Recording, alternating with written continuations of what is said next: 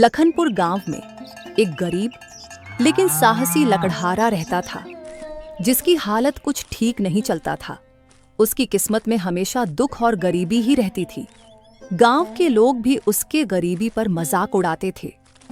एक दिन घनश्याम लकड़ी काटने जंगल में जाने के लिए तैयार हो रहा होता है। कुल्हाड़ा उठाने की कोशिश में उसकी कमर से दर्द की चीख सी निकलती है। मालती राख कुरेदते हुए चूल्हा जलाने का प्रयास कर रही थी और घनश्याम की आवाज सुन के वो उसके पास आती है। ये जी, तन को चैन भी चाहिए। रोज इतनी सुबह बिना आराम के उठ जाना और बिना रुके काम करते रहना कोई आसान बात नहीं है। आपकी देह पत्थर नहीं है। माना कि हमें धन की आवश्यकता है, लेकिन इसका मतलब ये नहीं कि खुद को ऐसे कष्ट दो। भाग्यवान, चैन तो उसी के हिस्से में आता है जिसके आंगन में अनाज से भरे कोठार हों। हमारी झोपड़ी तो बस 2 सूखी रोटियों की आस पर टिकी है। अगर मैं जंगल न जाऊं तो तुम्हारे चूल्हे में अनाज कैसे पकेगा? और सुनो, मेरी थकान से बड़ी चिंता मुझे हमारी पेट की है। वो सब तो ठीक है, लेकिन आप ज्यादा जरूरी हैं मेरे लिए। आप खुद को क्यों इस तरह दांव पर लगाते हैं? हर रोज जब आप जंगल जाते हैं, मेरा दिल कांपता है। कभी हिंसक जानवर सामने आ गया तो, कभी कोई भारी डाल गिर गई तो उस घड़ी मेरा क्या होगा? हरि भाग्यवान, तुम्हारी चिंता ही मेरा सबसे बड़ा धन है। जंगल की कठिनाइयां तो अब मेरे साथी हो गए हैं। मुझे डर बस तुम्हारे आंसुओं से लगता है। बाकी कठिनाई तो अब मेरे जीवन की आदत है। घनश्याम की बातें सुन के मालती को दुख होता है, लेकिन वो अपनी दुखी भावनाओं को छुपा के रसोई से घनश्याम के लिए 2 रोटी कुछ गुड़ के साथ दे देती है।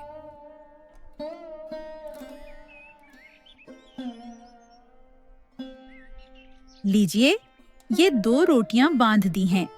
दिन भर लकड़ी काटते काटते कब भूख सताए कौन जाने। मुझे पता है ये काफी नहीं, पर भूखे रहने से तो अच्छा ही है। तुम्हारे हाथ की रोटी ही मेरा अमृत है भाग्यवान। चाहे वो सूखी हो या जली, उससे ही मेरी हड्डियों में जान रहती है। तुम्हें क्या पता, तुम्हारे दिए हर कौर से मैं 100 बोझ उठा लेता हूँ। अपनी पत्नी को ऐसे बोल के घनश्याम कुल्हाड़ा लेके जंगल की दिशा की ओर निकलता है। ऊंचे ऊंचे पेड़ों के बीच धूप से पत्ते छन छन कर नीचे गिरती है। घनश्याम कुल्हाड़ा उठाकर लकड़ियां काटने लगता है। हर वार पर पसीने की बूंदें टपकती हैं और थोड़े समय बाद वो थक के एक पेड़ की छांव में बैठ जाता है। हे प्रभु, मेरी मेहनत खाली न जाए। चाहे मेरा शरीर टूट जाए, पर मेरी झोपड़ी में हमेशा खुशी और उम्मीद की दीपक जलता रहे। भाग्यवान की आंखों की रोशनी बुझने न पाए, यही मेरी विनती है। अचानक हवा का झोंका आता है। पत्तों की अजीब सी सरसराहट होती है। घनश्याम ठहर कर सुनता है। ये जंगल भी मेरी पीड़ा सुन रहा है और इसीलिए शायद मुझे इनके तरह बनने की संकेत दे रही है। ये पेड़ भी तो मेरी तरह बोझ उठाते हैं। आंधी उन्हें गिराती है, बारिश झकझोरती है, फिर भी ये टिके रहते हैं। शायद मुझे भी इन्हीं की तरह डटे रहना है। घनश्याम ये सब सोच के थोड़ा आराम करता है और इधर मालती दोपहर के खाने का इंतजाम करने लगी होती है। आज तो बहुत कम खाद्य का सामग्री था। अगर कल तक मेरे पति लकड़ी बेच न पाए तो भूखा रहना होगा। मगर उन्होंने कभी मुझे भूखा रहने नहीं दिया, कभी अपनी मेहनत का शिकायत नहीं की। हे प्रभु, इनके श्रम को व्यर्थ मत जाने देना। देर से ही सही हमें थोड़े सुकून की जीवन प्रदान करना। मालती अपना काम खत्म करके चूल्हे के पास यही सब सोचती रहती है। नगर के चौक में कुछ लोग रोज के सब्जी और सामान बेच रहे हैं। आवाजें गूंज रही हैं। कोई सौदा कर रहा है, कोई मोल भाव। घनश्याम गट्ठर लेकर पहुंचता है। उसके कपड़े धूल और पसीने से भीगे हैं। घनश्याम लकड़ियों का गट्ठर लिए बैठा होता है और तभी एक कंजूस सेठ उसके पास आता है। अरे घनश्याम, फिर गीली लकड़ी लाया है क्या? अरे इसकी कीमत तो आधी भी नहीं मिलेगी। सेठ जी, यह लकड़ी गीली नहीं है। देखो, धूप में सुखाई हुई है। जंगल में अब सूखी लकड़ी कम मिलती है, लेकिन ये मैं बहुत मेहनत से सूखी लकड़ी ढूंढ के लाया हूँ। अगर आपको चाहिए तो मैं इसके सही दाम लगा दूं सेठ जी। तेरे जैसे 100 लकड़हारे रोज आते हैं, सबके पास अच्छी अच्छी सूखी लकड़ी होती है। तू क्या ऐसा खास लकड़ी लाया है भाई जो दाम लगाने की बात कर रहा है? दाम क्या लगाना है? इसका तो मैं बस 2 मुद्रा ही दूंगा। घनश्याम पल भर चुप रहता है। उसकी आंखों में असहायता है। अरे अरे सेठ जी कृपा कीजिए, बहुत मेहनत से अच्छी अच्छी लकड़ी चुन के लाया हूँ, कम से कम 5 मुद्राएं तो दे दीजिए। अरे मति भ्रम हो गया है क्या? इतने से लकड़ियों के लिए 5 मुद्राएं दूंगा तुझे? अरे चंदन का भाव लगा रहा है क्या? 2 मुद्राओं से ज्यादा अधिक और कुछ नहीं दूंगा। देना है तो दे, नहीं तो छोड़। घनश्याम असहाय होता है और मन ही मन सोचता है, अगर मैंने सौदा न किया तो भाग्यवान भूखी रह जाएगी। सेठ का फायदा चाहे जितना हो, मुझे तो 2 रोटियों का इंतजाम चाहिए, और 2 मुद्राओं से कम दाल रोटी तो आ ही जाएगी। वैसे भी बहुत थक गया हूँ, बाजार में इतना समय नहीं व्यतीत कर पाऊंगा। ये सोच के वो सेठ से तुरंत बोलता है, ठीक है सेठ जी, आप ले लीजिए, मुझे इन 2 मुद्राओं की भी बहुत आवश्यकता है। हाँ ठीक है, ये ले मुद्राएं और यहाँ लकड़ियाँ लेके रुक थोड़े समय। मेरा नौकर आके ये ले जाएगा। तू यहाँ नहीं रुका तो ये लकड़ियों का गट्ठर कोई उठा ले जाएगा। आजकल नगर में बहुत चोरी हो रहा है। कल भी राज दरबार के सैनिक बाजार में आके चोरी की सूचना दे गए थे। मैं थोड़ा बाजार के आगे जाके आता हूँ, मुझे और भी वस्तुएं लेना है। घनश्याम बहुत थका हुआ था और वो जल्दी से घर निकलना चाहता था, लेकिन सेठ के वजह से उसे यहाँ रुकना पड़ता है।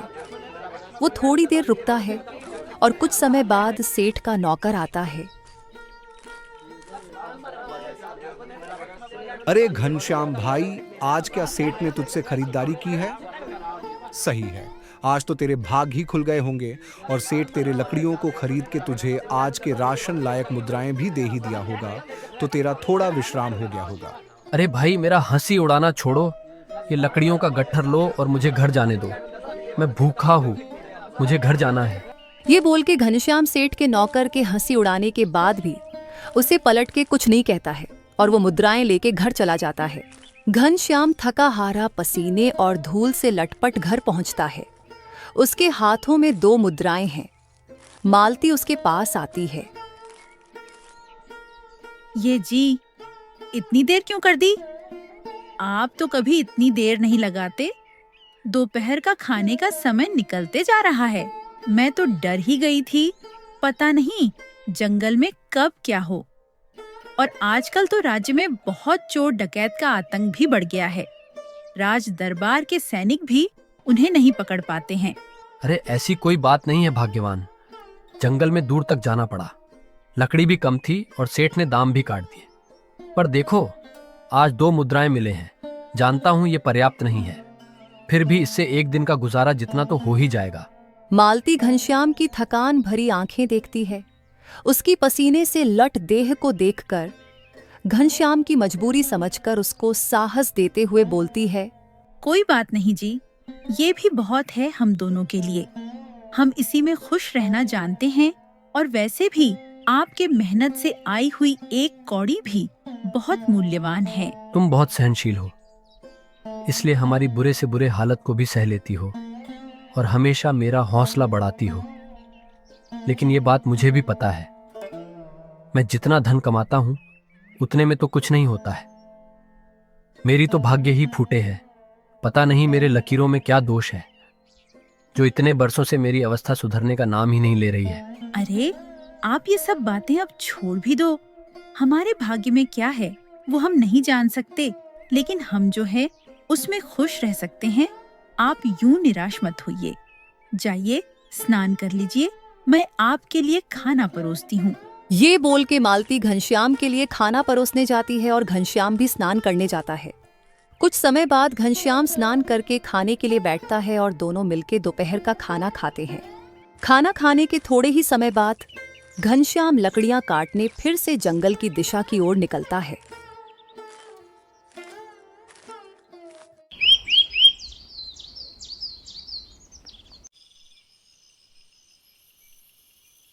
रात्रि का समय। झोपड़ी के भीतर दीपक टिमटिमा रहा है। बाहर हवा में ठंडक है और दूर कहीं उल्लू की आवाज गूंज रही है। घनश्याम थका हुआ आकर चारपाई पर बैठा हुआ है। मालती थोड़े समय उसके पास आती है। ये जी क्या हुआ? बहुत उदास लग रहे हैं आप। फिर से कुछ हो गया है क्या, या आपकी स्वास्थ्य खराब है? नहीं मालती, कुछ भी नहीं हुआ है। बस मुझे थकान है। गरीबी और भाग्य ने मुझे भीतर से कमजोर कर दिया है। आप फिर से अपनी भाग्य को कोस रहे हैं। आप चिंता थोड़ा कम कीजिए। भाग्य बदलने में देर नहीं लगती है। आप बस हौसला बनाकर रखिए। मालती जानती है कि उनके हालत दिन व दिन खराब होते जा रहे हैं, लेकिन मालती घनश्याम की साहस बनाए रखने के लिए उसको ऐसा बोल रही होती है। नहीं मालती, यही सत्य है कि मेरे भाग्य ही फूटे हैं। गांव में सब कहते हैं कि मैं इतना साहसी हूँ, फिर भी किस्मत के चलते मुझे यही सब काम करना पड़ता है, और यही सत्य है। ये जी आप फिर से क्यों मन छोटा कर रहे हैं? कोई कर्म सामान्य या ज्यादा बड़ा नहीं होता। शायद हमारे कर्म के हिसाब से हमारे भाग्य में यही लिखा था। फिर भी हम सुखी तो हैं ही ना। कहाँ सुखी हूँ मालती? कभी कभी सोचता हूँ मालती, शायद मेरा जीवन इसी दुख के लिए बना है। पर हृदय के भीतर एक पीड़ा के साथ आशा भी है, जैसे कोई अनदेखा मार्ग मुझे पुकार रहा हो। पर कौन सा मार्ग है मैं स्वयं नहीं जानता। मालती उसे ऐसे दुखी देख खुद भी दुखी होती है। ये जी बस करिए ना। आज क्या हुआ है आपको? क्यों ऐसे अपने परिस्थितियों को सोच सोच के अपना चिंता बढ़ा रहे हैं? सब ठीक हो जाएगा। प्रभु हम गरीबों के ऊपर जरूर कृपा दिखाएंगे। नहीं मालती, मैं अपने बुरे हालत से तंग आ चुका हूं। अब मुझसे और सहा नहीं जाता। अब तो मुझे मेरी इस फूटी किस्मत में क्या है जानना ही पड़ेगा। बहुत सुना है कि गांव से दूर पीपल वृक्ष के नीचे एक प्रसिद्ध साधु निवास करते हैं। लोग कहते हैं कि उनके वचनों से अंधकार मिट जाता है। आज मन ठान चुका है, उनके चरणों तक जाऊंगा, चाहे राह कितनी भी कठिन हो। साधु बाबा के पास? लेकिन सुना है वे केवल शुद्ध हृदय वालों से ही मिलते हैं। अगर उन्हें आपके प्रश्न तुच्छ लगे तो? मालती, मैं जीवन भर सही मार्ग पे चला, चोरी न की, छल न किया, किसी का हक नहीं छीना। यदि भूखा रहा तो भी श्रम करते रहा। यदि ऐसा हृदय भी उनके सम्मुख तुच्छ है तो फिर किसे वे स्वीकार करेंगे? आपके पवित्र हृदय पे मुझे कोई संदेह नहीं है, लेकिन जी वहाँ जाने से पहले यह सोच लो, यदि उत्तर न मिला तो आपका मन कहीं और अधिक टूट न जाए। मालती की बात सुन के घनश्याम गहरी सोच में पड़ जाता है।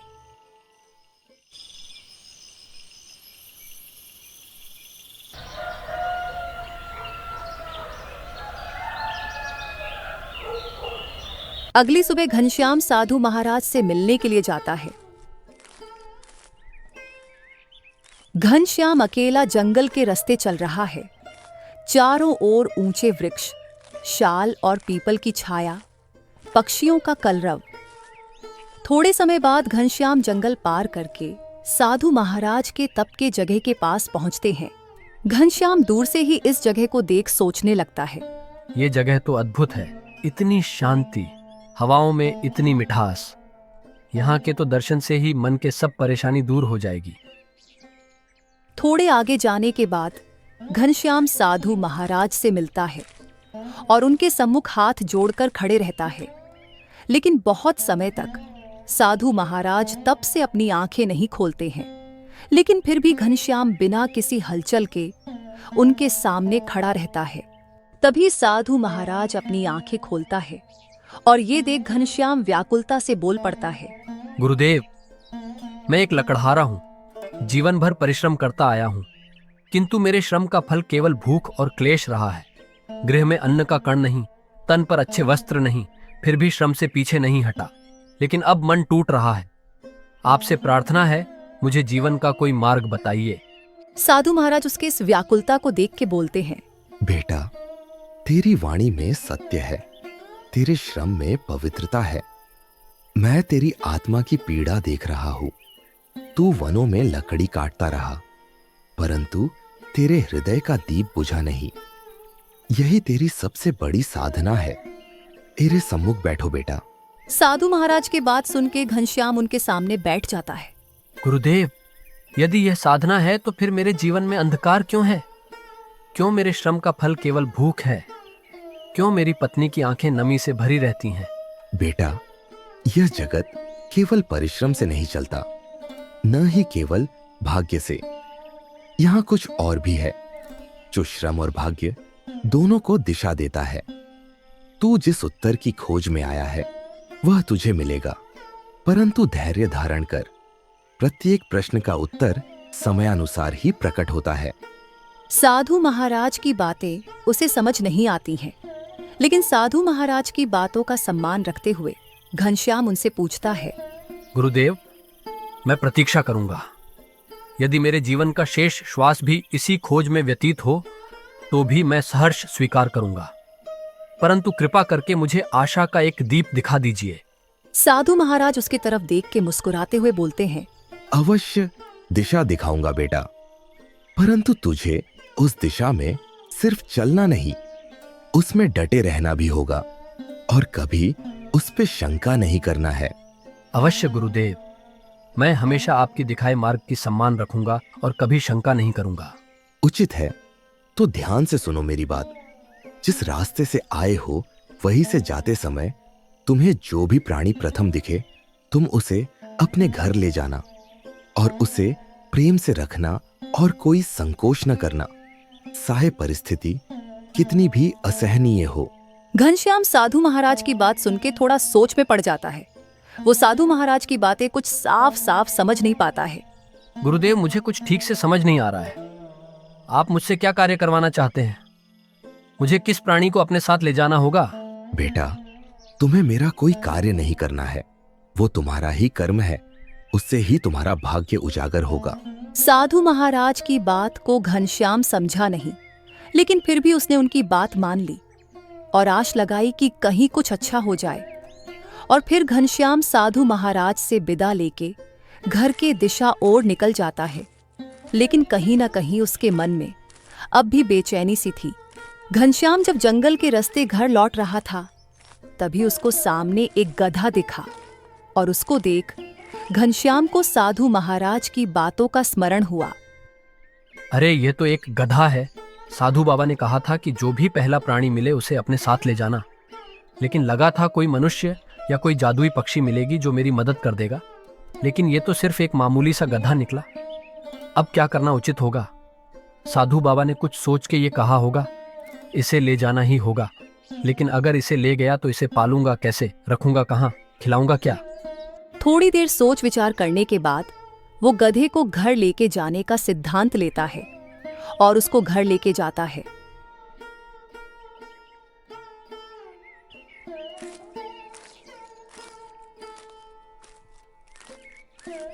रास्ते में उसको गधे के साथ देख के गांव के एक आदमी उसका मजाक उड़ाने लगता है।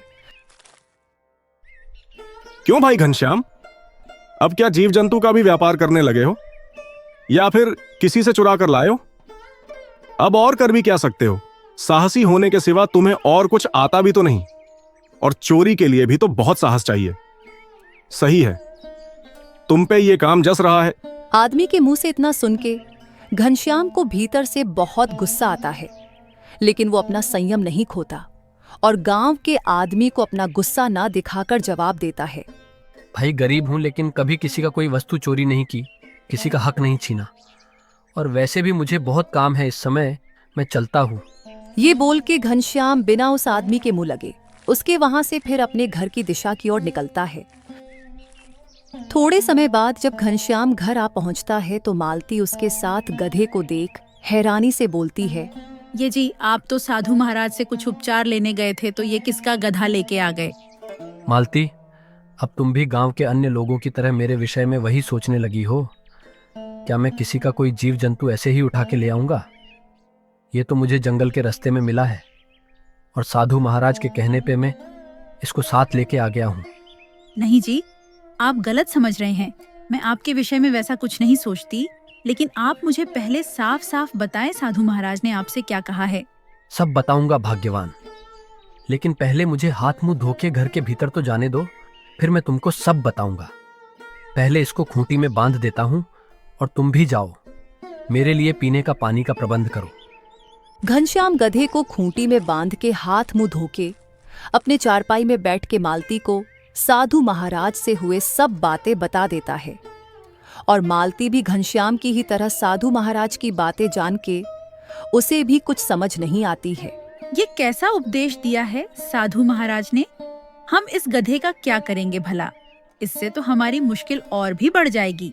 तो मालती, क्या मैं इसको फिर से वहीं पर छोड़ाऊं? अरे नहीं नहीं, ये करने की आवश्यकता नहीं है।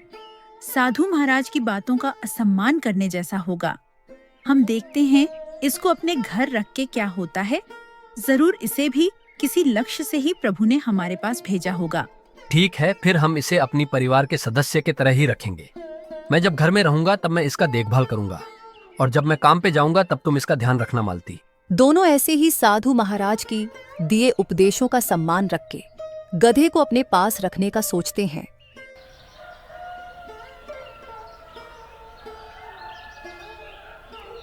ऐसे ही कुछ दिन बीत जाते हैं और घनश्याम और मालती हमेशा बारी बारी से गधे का खान पान का ध्यान रखते हैं। लेकिन एक दिन रात को ये जी कितने दिनों से हम गधे का देखभाल कर रहे हैं, उसको अपने परिवार का सदस्य बनाकर रख रहे हैं, लेकिन मुझे तो इस गधे में कुछ चमत्कारी गुण नहीं दिख रहा है। अरे मुझे क्या पता मालती, मैं स्वयं ये सोच रहा हूँ, आखिर क्यों मुझे ये मिला। साधु महाराज ने भी कुछ स्पष्ट नहीं कहा था कि कोई गधा मिलेगा और वो चमत्कारी होगा। पता नहीं साधु महाराज हमारी क्या परीक्षा ले रहे हैं। वही तो, हमारी अवस्था तो पहले से ही खराब थी। अब और इस गधे का पेट भरने में थोड़ा ही सही, लेकिन कुछ और मुद्राएं तो खर्च हो ही रही हैं। हाँ मालती, तुमने सही कहा है, लेकिन हम और कुछ कर भी तो नहीं सकते। साधु महाराज ने हमें उनके वचनों पर शंका करने से मना किया है और धैर्य रखने को बोला है। ये भी एक बात है। क्या पता ये कोई हमारी अग्नि परीक्षा चल रही है, और अगर हम साधु महाराज के कहे वचनों को टाल दें तो शायद हम इस अग्नि परीक्षा में असफल रहे। इसीलिए हमें अब धैर्य रखने के अलावा और कुछ नहीं करना ही उचित होगा। उसी रात ही राज्य के हर जगह में चोरी करने वाले चोर अब लखनपुर गांव में घनश्याम के घर के बाहर आ गए थे। और जब घनश्याम और मालती सो रहे थे तब, अरे भाई, ये कहाँ ले आया है तू मुझे? ये बस एक टूटी झोपड़ी है, इसमें चुराने लायक क्या ही मिलेगा। ऐसे ही राज्य में हर जगह सैनिक पहरा दे रहे हैं। कितनी मुश्किल से तो आए हैं हम लोग, और तू ये गरीबों की झोपड़ी में ले आया। अरे मुझे क्या पता कि हम छुपते छुपते इस टूटी झोपड़ी में आ धमकेंगे। इतनी घोर अंधेरे में किसको क्या दिखता है। हाँ हाँ ठीक है, अब बताओ कि आगे क्या करना है। अरे करना क्या है, आगे देखो, आगे ही है जो भी है। अरे साफ साफ बोलो ना, क्या कह रहे हो? अरे आगे देखो, वो गधा बंधा हुआ है, इसे ही उठा ले जाते हैं। कहीं बाजार में किसी को बेच देंगे, अच्छा धन मिलेगा। हाँ वही करते हैं। अब इतनी मुश्किल से इस गांव में आए हैं तो आज की रात बेकार नहीं जाने देते हैं। इसे ही उठा लेते हैं।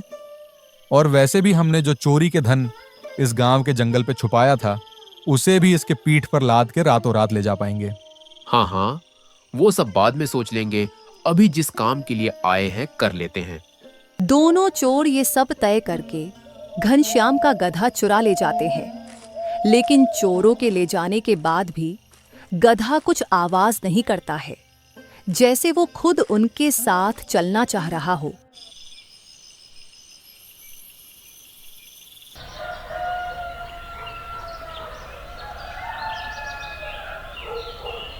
अगली सुबह जब घनश्याम और मालती गधे को अपने आंगन में नहीं देखते हैं तो वे लोग परेशान हो जाते हैं और मालती जोर जोर से बोलती है, हाय हाय, है प्रभु, हमारा गधा कहाँ चला गया? ये जी आपने उसे अच्छे से बांध के रखे थे या नहीं, जो वो कहीं चला गया? अरे अच्छे से बांध के रखा था, और वैसे भी वो कहीं नहीं जा सकता। वो हमारे साथ अच्छे से घुल मिल गया था। मुझे लगता है जरूर उसे किसी ने चुरा लिया है। सैनिकों ने बताया था राज्य में हर जगह चोरी हो रही है। तो फिर आप जल्दी जाइए ना सैनिकों के पास और जाके उन्हें सूचना दे दीजिए, शायद वे लोग कुछ कर पाए। हाँ हाँ, मैं जल्दी जाता हूँ। वे लोग नगर में होंगे, मैं जाके उन्हें सूचना दे के आता हूँ। तुम अपना ध्यान रखना, कहीं वे चोर फिर से ना आ जाए। घनश्याम जल्दी से नगर की ओर जाता है और सैनिकों से मिलता है।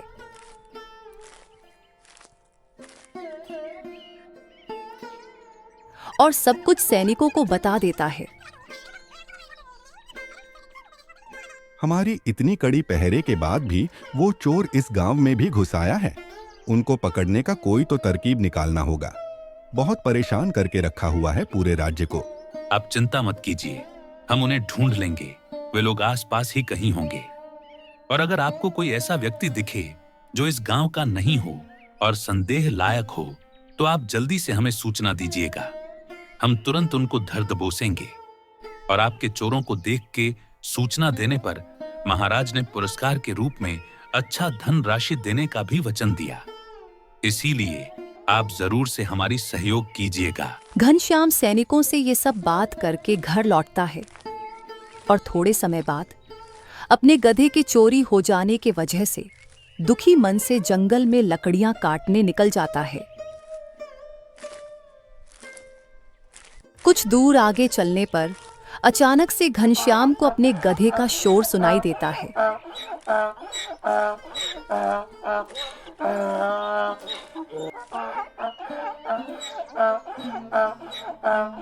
अरे ये गधा अचानक यूं शोर क्यों करने लगा है?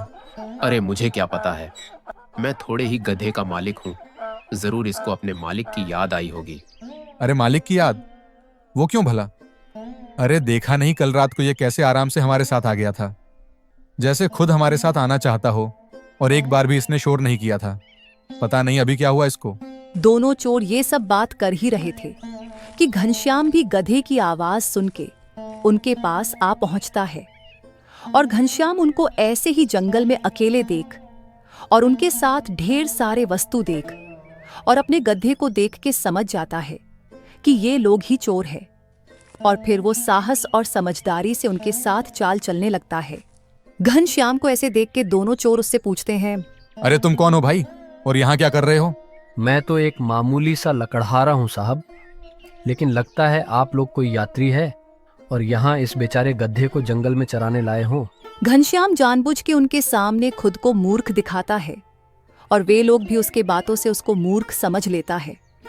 और दोनों एक दूसरे से कहते हैं, अरे भाई, लगता है ये आदमी मूर्ख है। इसे ही अपने जाल में फंसा लेते हैं और इससे काम निकलवाते हैं। और इसके पास कुछ होगा तो लूट भी लेंगे। हाँ हाँ, यही करते हैं।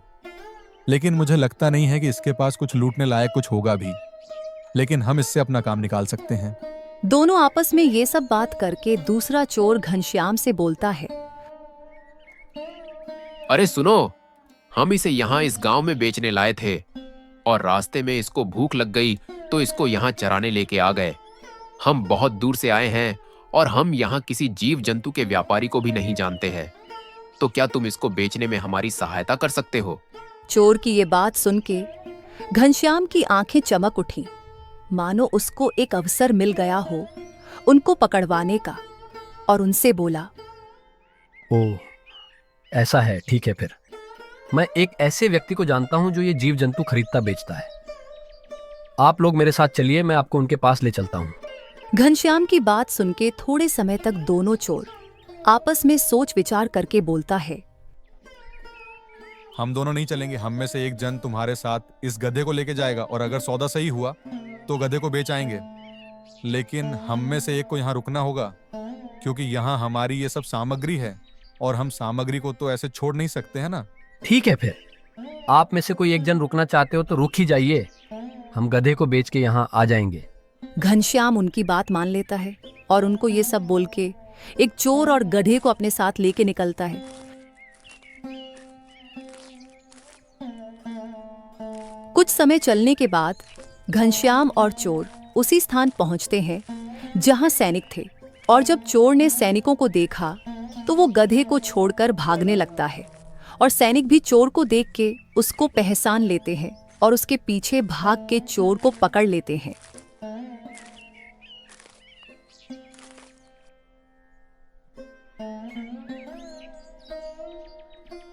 और फिर घनश्याम दूसरे चोर का भी पता उन सैनिकों को बता देता है और कुछ समय बाद फिर सैनिक दूसरे चोर को भी सब चोरी के सामान के साथ पकड़ लेते हैं और राज दरबार में उपस्थित करते हैं।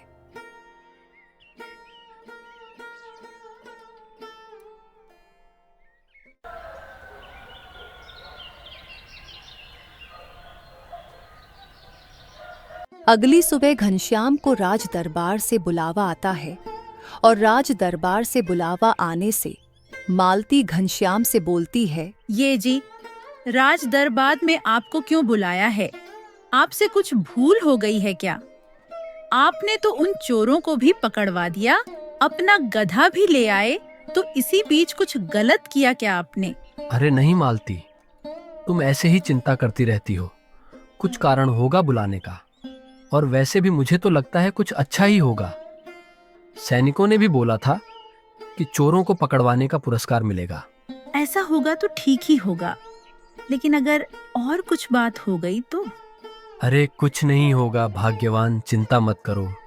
मैं जल्दी जाके आता हूँ, नहीं तो महाराज को अपेक्षा करवाने से उनको क्रोध भी आ सकता है। ये बोल के घनश्याम राजमहल में जाता है।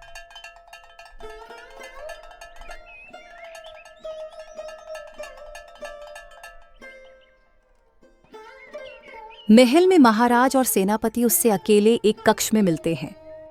महाराज, क्या मुझसे कोई भूल हुई है जो आपने मुझे ऐसे अकेले मिलने बुलाया है? अरे अरे नहीं, तुमसे भूल क्या हुआ होगा भला? तुमने तो इस राज्य के बहुत बड़े परेशानी का हल किया है। तुमने बहुत साहस और बुद्धिमानी से उन दोनों चोरों को पकड़वाया है। हम तो तुमको पुरस्कार देने के लिए यहां बुलाया है, और वैसे भी कुछ भूल किया होते तो यहां थोड़े मिलता, सीधा राज दरबार में मुलाकात होती। हाँ घनश्याम, महाराज तुमसे बहुत प्रसन्न है। तुम्हारी साहस और बुद्धिमता को देख के तुमको पुरस्कार के साथ राजमहल के लिए भोजन लायक जो भी लकड़ियों का प्रबंध करना होता है, अब से ये काम तुमको ही दिया जाएगा, और तुम्हारे सहायता के लिए लोग भी दिए जाएंगे, और तुमको उसके बदले अधिक मुद्राएं दिए जाएंगे। ये सुन के घनश्याम की खुशी से आंखें भर आई और महाराज को धन्यवाद देते हुए कहने लगा, आपका कोटि कोटि धन्यवाद महाराज। आपने मुझे जो ये काम और पुरस्कार देने का विचार किया है, उसकी मुझे बहुत जरूरत थी। इससे मेरी और मेरी पत्नी की जीवन सुधार जाएगी। आप बहुत महान हैं महाराज। मैं पूरे मन से ये काम करूंगा, आपको कभी शिकायत का अवसर नहीं दूंगा। ठीक है, ठीक है, अब इतना भी भावुक मत हो। ये तुम्हारा कर्म का ही फल और भाग्य है, इसीलिए आज तुमको ये अवसर मिला है।